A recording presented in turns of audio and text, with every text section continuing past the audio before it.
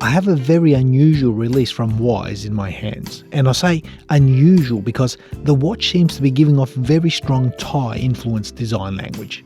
And that's a good thing but also a bad thing. And you ask why? Well, it's a good thing because it brings a form of uniqueness to the design and this hobby, which we always look out for. But at the same time, some might see this as a negative because it could also limit the type of buyers who would potentially be interested in a watch like this. It's not to everyone's taste. Now personally, I like some of the elements of this watch, and the fact that Wise has used the Swiss movement for the first time in any of their watches, that's great to see. But there are also some hanging question marks which I want to address in this review. So without further ado, let's flip the camera and let's check out this unusual offering from Wise.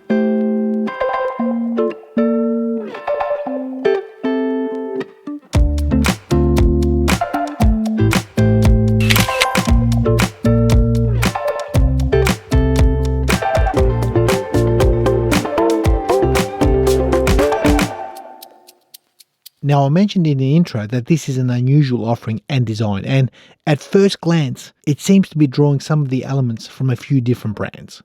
Those lugs, for example, they look very Ming inspired by the way they curve outwardly. Yet at the same time, some hints of Omega and their lyre style curved design. It's a cross between the two brands, but whatever the case, it's a pretty bold look, and it looks to be drawing a lot of its inspiration and design from the culture of Thailand. Now, just on a design standpoint, this watch might not be to everyone's taste. And on that note, not all watches are, which is quite normal. And for me personally, I was actually keen to see what this watch looks like in the hand, because I wanted to make up my own mind and hopefully share my experiences with you guys. What I've actually encountered after wearing this watch for the duration of the week. Now, you saw the pop-up. Wise has sponsored this video, so I will of course leave a link in the description section. If this watch interests you, feel free to check them out. And before we go into any of the specs of the watch, I did say that this watch is unusual and offers interesting design elements, and one of those is the packaging. You see, the watch came in what looks like a leather-bound book. It looks like something you'd find in a library. You open it up and everything seems to be neatly laid out in front of you. So before even handling the watch, the case itself was very unusual to me. Now, diving straight into the specs of the watch, I measure a case diameter of 40mm and a case height of 12.2. The lug-to-lug is 47.4 and a lug width of 20. The crown is a 6.9mm signed screw-down crown. The watch offers 100 meters of water resistance, and the total weight on the FKM rubber strap I measure exactly 88 grams. Now, the case and hardware is 904L stainless steel, so it's got a slightly brighter look, albeit it is a little bit softer. And that FKM rubber strap seems to be fitted very nicely. It integrates seamlessly, and it sort of brings a more sporty vibe to this watch's aesthetics. Now, that said, there was also a cordovan leather strap in the box. Beautiful quality. I think it seems to suit the watch a little bit nicer, but you will require a couple of days to break the actual strap in. And as far as comfort's concerned, I cannot fault this FKM rubber strap. It has made the wearing experience so much easier, and honestly, it's head and shoulders above the cordovan leather in my opinion. But as far as looks goes, I think the leather strap is probably more suited. Nonetheless, if I turn the watch over, you'll notice an exhibition case back. And I did mention that this watch is the first watch from Wise that features a Swiss movement. It's an SW261-1 Sellita. It seems to be regulated very nicely. The winding experience has been a pleasure. The resistance of that crown has been great. So in that department, I have zero complaints. Now, getting up close and personal with that dial, you'll notice some unusual finishing. It seems to be multi-layered. You've got matte brush steel markers which are quite effective. They look great, albeit legibility will waver at different angles. The handset seems to be a very broad sword style, and they are lume filled, as well as a couple of lume plots around that dial. And looking at the lume of the watch, it's Swiss Superluminova BGW9. Now, for a dress watch, it's more than sufficient. For a sports watch, well, the hands are not too bad, but each lume dot at every hour will fade pretty quickly, so bear that in mind. And lastly, before I get into any room for improvement or gripes, the price. The watch comes in at around $999 US.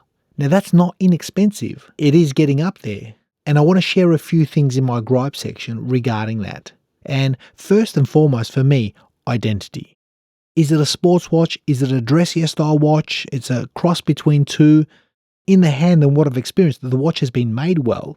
So the finishing is good, the quality is great, but I think it's trying to be a couple of different things. And coming in at 40mm for a watch that looks like this, I think personally it probably would have been better coming in around 37, maybe 38mm. It potentially would have looked the part. Now in saying that, the watch has actually worn really comfortable, especially on this FKM rubber. It's been brilliant. The fact that the downturned lugs seem to hug the wrist really well has also been a big plus. Next observation for me has been legibility. As I mentioned, it does suffer in certain lighting scenarios. Outdoor, this watch is perfect. However, in indoor environments, you might struggle because those markers, as beautiful as they look being brushed matte, they won't pick up the light as something that's highly polished. So keep that in mind. Next question mark for me is the price. It's not an inexpensive watch by any means. And normally the Wise watches that I review are excellent bang for your buck. They really are. And this one seems to be on the higher end of that scale. Now in the watch's defense, it's still built well, its finishing is executed to a high standard, and the watch is offering a Swiss movement for the first time and it's been running absolutely perfect. So there are a few things to keep in mind regarding this watch. Another observation for me has been that crown. You'll notice there's a very slight gap between the crown and the body when it's fully wound in. The crown doesn't hug the case when you fully screw it down. Now it's not a bad thing. I've not had any issues with it, but I'm mentioning it for you guys as an observation. And lastly, I want to touch on that handset. I think it's executed really well. I love the bevels, I love the shape, I think it's unusual. The finishing seems to be nicely polished. However, the seconds hand in that subdial at 6 is flat by comparison and could potentially be an afterthought. It would have been nice to match that handset in that subdial as well. So let me know what you guys think of this new offering from Wise. Swiss movement, unusual case shape. The design will not be to everyone's liking. There's elements of this watch that do resonate with me, I do like. There's other areas which I did say I do have question marks, and I mentioned that in my room for improvement section. So let me know what you think of this watch. Quality, finishing and execution wise has been a no-brainer, and it's something we've come to expect from Wise as a brand. But regarding styling and design choice, I believe this watch has a niche market which will resonate with certain individuals. So in that regard, I think this execution is relatively unique and unusual, which we always try to look for in this hobby. So thanks for watching, be well, be safe. I hope you enjoy that watch that's currently on your wrist. Make sure you don't spend too much money on this hobby. Keep the family from going hungry, and we'll see you in the next one.